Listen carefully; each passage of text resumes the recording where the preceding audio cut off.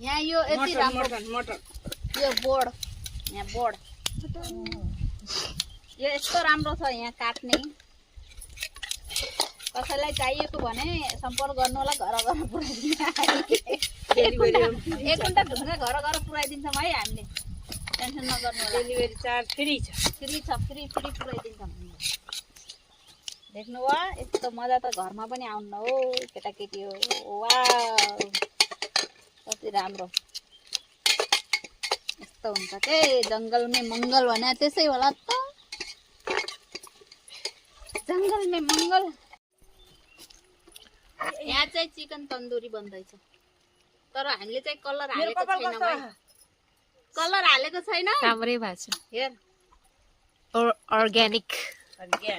तन्दुरी यो चिकन तन्दुरी बन्दैछ यहाँ चाहिँ यो खसीको मासु है एकछिन पछि बन्दैछ यो मटन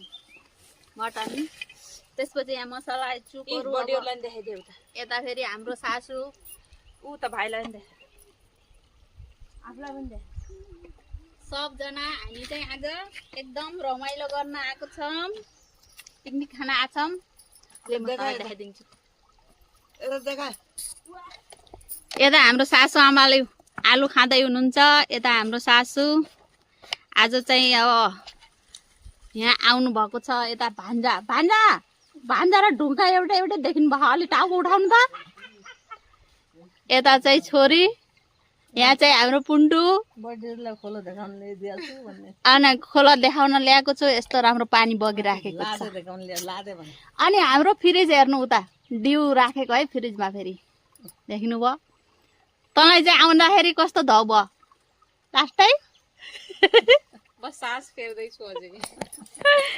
ल कहिले कहिले हिँड्नु पर्छ है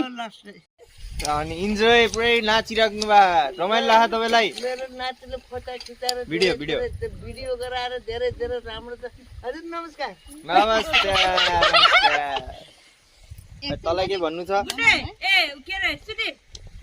क्या के हो यो घिनलाग्दो मटन घिनलाग्दो भनिदिनु भयो क्या भान्जाले बोल्ने फेरि कत्रा बोल्छ कि मेरो छोरा राम्रो बोल्नुपर्छ हो गाइड मैले खान्न कि त्यही भएर पछि उ गरे पनि हुन्छ त